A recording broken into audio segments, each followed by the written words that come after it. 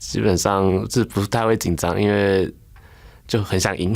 然后打完 Koro， 然后下面就是下一个对手就是佛根或是 Faker， 我觉得就是会很想要遇到就是每个很强的选手这样。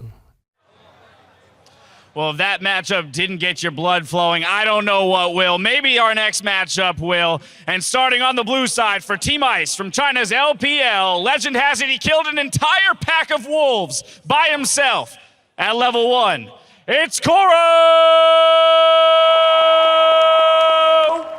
And his opponent on the red side for Team Fire Season 2 World Champion, it's Bebe! May the best man win, gentlemen. I have no doubt that the best man absolutely will, but who is it this time? You look at the on paper, you've got Season 2 champion Bebe, and he's in his role, he's in his element here. If we see more AD carry stuff, which we undoubtedly will. But Koro, despite being somebody who was a very, I would say passive-natured earlier on in his career, he's definitely developed into much more of an aggressive player. Oh, for sure. And I'm interested now to see how both of these can do it when you strip away everything. You strip away the team. Well, and Koro was just such a team player, too. Like, It was all about creating space, allowing, Clearleft to get in there and do a lot of damage. When Name was on EDG, that was kind of his big priority as well. But again, he's been playing a lot of much more aggressive solo 1v1 kind of champions as well. And, if Lulu gets left open, I mean, I'm a little bit afraid for Bebe. A little bit. I'm not calling it over yet, but no, definitely this could be a little bit of revenge for earlier from the LPL LMS game from earlier today, because that was a pretty quick game for the LPL. This one will probably be quicker on time, but yeah, maybe not by much. Maybe not, but I think maybe Bebe has maybe a little bit better a chance. Ah, the Teemo ban. Teemo ban. I was looking forward to seeing him one of these days. So we actually saw a Teemo in IWCA, and I think it lost. Off the top of my head, I think it lost. Trying to remember exactly. We'll go back to it. Because the blind didn't do enough on its own, and the poison damage just sucks early game. Well, you know what doesn't suck early game? Brand. Right, but it's not in this game. Yes. Unfortunately, Pyra, I want to see more Brand. Give me more Brand. Hold on. Oh, is this? Look at that smile. Look at the smile. They know what's happening. Away. What's it gonna be? What is it going to be? Karma. I think they might be sending a message to each other. I think so. Is it gonna be BKT on the other side here as well? Is this what we're happening? Is this what's happening? It might be. Is it gonna be TSM? All right. Ban Mordekaiser. No, Lucy. Oh, so close. So close. Still though, Kindred's up. Lulu's up. Okay, so I'm being told. Who's Urgot? By the way, that so for the record, the players are speaking to each other every single game. Just clarify that right now. And I'm being told that they're actually helping each other pick their champions. So I don't know whether they just didn't look at the other 1v1s, or whether they're like, let's just play what you... It's like pick your poison. Pretty much. But we've got our first Tristana of this 1v1. Don't like it. It does take a little while to ramp up. However, that explosive charge damage does get a little deceptive. It does. If you can land the 4 autos and then get the jump. And if Koro ends up blocking in the Urgot, fairly short range. I feel like it's actually a pretty good matchup, just because it's not good to trade all in against a Tristana as Urgot. And it's going to be locked.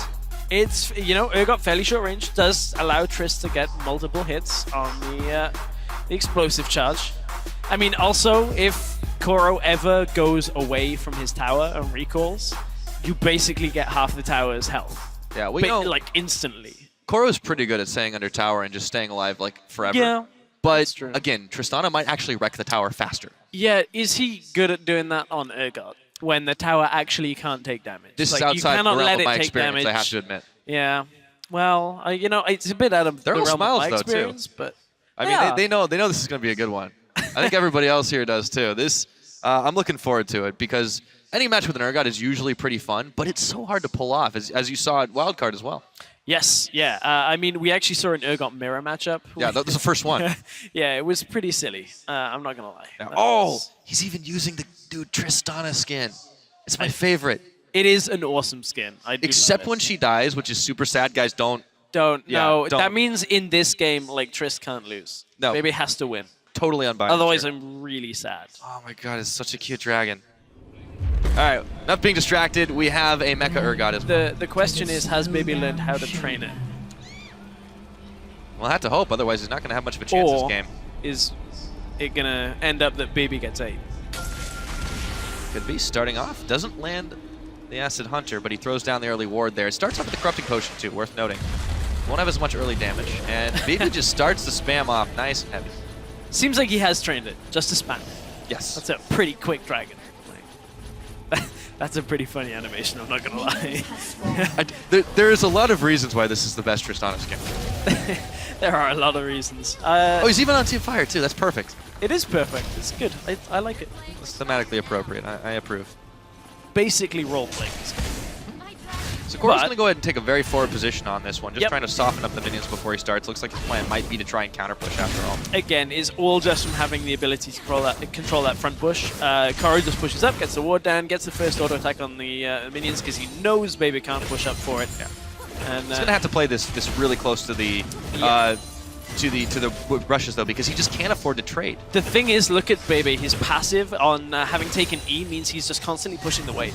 And even though Koro got the first auto attacks off, Bebe actually equalizes and then puts the push in his favor to get himself closer to that level 2 mark. So it's gonna happen roughly the same time. Yeah, Acid Hunter didn't get the CS, doesn't matter. Koro will get the level from it anyway. So what it means is it mitigates the opening first few auto attacks from Koro. Yeah, I mean, this is just going to be a tough one for Koro because his win condition really here is to just try and kite and out-poke the Tristana. But if he gets too close to his minions, the explosive shot passage is just going to make it very, very difficult for him to trade effectively. Oh yeah, it really will. And Bebe's got control of the brush now. So that's one auto onto the explosive charge.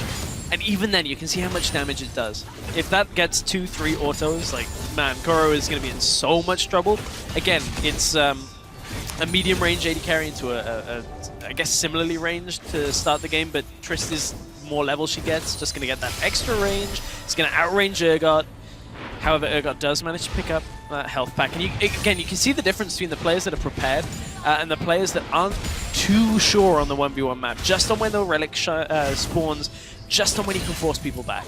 Tends to be the AD carries too. Go figure on that one. Bebe is going to be able to dodge away from the Noxian Corrosive Charge. Koro just hasn't been able to land too much damage here. He's holding strong, and he's only down about 3 CS, but Bebe just seems way more comfortable here. Yeah, he does. It's looking like a pretty solid start here. Koro does read the turret damage under tower there. That is actually such a significant factor for a lot of these AD carries. Oh, there we go. Lands just land the combo, but unfortunately it's just in time. That no, is a little it. bit Oh, more. gets it. Another Good. shot. Actually, that's the combo he's looking for. And now he can continue to zone. However, don't get too close. Careful, careful. The explosive charge hurts more than you think. That one didn't hurt too much. Koro had Only managed one shot. to get a little bit more resistance before that one exploded. But Koro right now has doesn't have the CS lead, but does have the presence lead right now. Has his ward available, so as soon as he can kind of edge over to that side of the bush, means he can just drop the ward. But Bebe does get the first auto, second He's auto. gonna jump in. He wants to go all for it now. Exhaust is down. Bebe's jumping. He's looking for it. Barrier is popped. He steals away the health pack. And he takes a turret shot stray, though. This is getting dangerous for the Dragon Trainer. And Koro's healing up. Forgot all about that one. Oh, he got it! He's going to be able to land it. Scum eliminated. And Koro takes the win. Oh, the tower shot. So painful. So painful to take that tower shot. And it means Koro takes the win. Team Ice get another win here. Reckless got the last one. An AD carry has lost. I'm going to go down the list real I think it quick. is. Yeah, Going there we down go. the list. Yeah, you might him a be minute. right. I think you're right. Yeah. I think you're right. Thank you. I think so. I'm gonna go with it. Benefit of the doubt. I appreciate it. But, I mean, that was a very unexpected ending. It looked for more than a moment there that Bebe was going to be able to get some revenge for the LMS, but nothing doing. It's really this one always kind of like frustrates me. We had this at IWCA once or twice where like someone was clearly in the lead and then they just take a step like 2 pixels too much. You know what they call that? Throwing. Yes. Yeah. And nobody else to You blame should know on that that. one. You've been with Dignitas a while, so. Nice. Yeah. I like it. There's no Baron in 1v1s like that. You can't. Wouldn't that be something? I don't even want to think about that. All right. So then enough of the banter here. As fate would have it, however, 2 of the tournament favorites are destined to meet in round number 1, and both of them have a few ideas on how this one could shake out.